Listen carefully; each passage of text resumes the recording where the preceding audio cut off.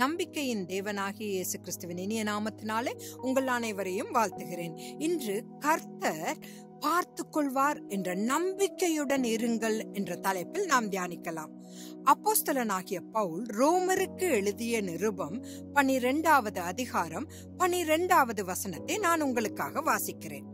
நம்பிக்கையிலே சந்தோஷமாயிருங்கள், உபத்திரவத்திலே பொறுமையாயிருங்கள், ஜெபத்திலே உறுதியாய் தரித்திருங்கள்.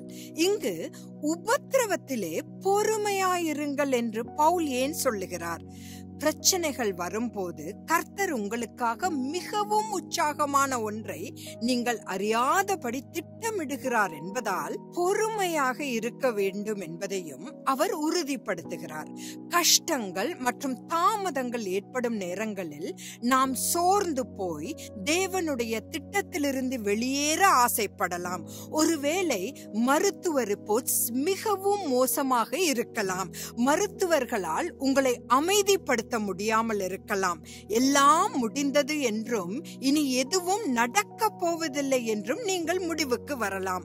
உங்கள் சோதனைகள் மற்றும் கஷ்டங்கள் எதுவும் கர்த்தருக்கு ஆச்சரியமானவைகள் அல்ல. கர்த்தர் எல்லாவற்றையும் மிக நுணுக்கமாக அறிந்திருக்கிறார். உங்கள் நன்மைக்காக அவர் ஏற்கனவே திட்டமிட்டிருக்கிறார். அதனால்தான் அப்போஸ்தலன் பவுல் அதே நிருபத்தில் அன்றியும் அவருடைய தீர்மானத்தின்படி அழைக்கப்பட்டவர்களாய் தேவனிடத்தில் அன்பு கூறுகிறவர்களுக்கு சகலமும் நன்மைக்கு ஏதுவாக நடக்கிறதென்று அறிந்திருக்கிறோம் என்று குறிப்பிட்டுள்ளார். ரோமர் 8வது அதிகாரம் 28வது வசனம். கர்த்தர் நம்மை எங்கே அழைத்து செல்கிறார் என்பது நமக்கு தெரியாது. ஆனால் அது நிச்சயமாகவே உயர்ந்த நிலைக்குதான். இதை அறிந்தவர்களாய் புயல் வீசும் போது பொறுமையுடனும் ஜெபத்துடனும் இருக்கும்படி அப்போஸ்தலனாகிய பவுல் நம்மை ஊக்குவிப்பதாக தெரிகிறது. ஏனெனில் இந்த புயல் நிரந்தரமானது அல்ல. இந்த உபத்திரவம் இறுதியில் உங்களை மேம்படுத்த போவதில்லை என்றால் தேவன் அதை ஒருபோதும் உங்களுக்கு அனுமதித்திருக்க மாட்டார். தேவன் சகலத்தையும் அதன் காலத்திலே நேர்த்தியாக செய்கிறார். பிரசங்கி 3:11வது வசனம். இப்போது திரைக்கு பின்னால் உங்களுக்கு தேவையான எல்லாவற்றையும் வரிசைப்படுத்துகிறார். ஆனால் அதை பார்க்க முடியாது.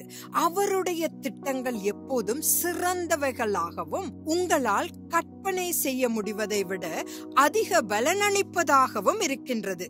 நான் எபேசியர் 3வது அதிகாரம் 20வது வசனத்தை வாசித்து இன்று இந்த தியானத்தை முடிக்கிறேன். நாம் வேண்டிக் கொள்கிறதற்கும் நினைக்கிறதற்கும் மிகவும் அதிகமாய் நமக்குள்ளே கிரியை செய்கிற வல்லமையின்படியே நமக்கு செய்ய வல்லவர்.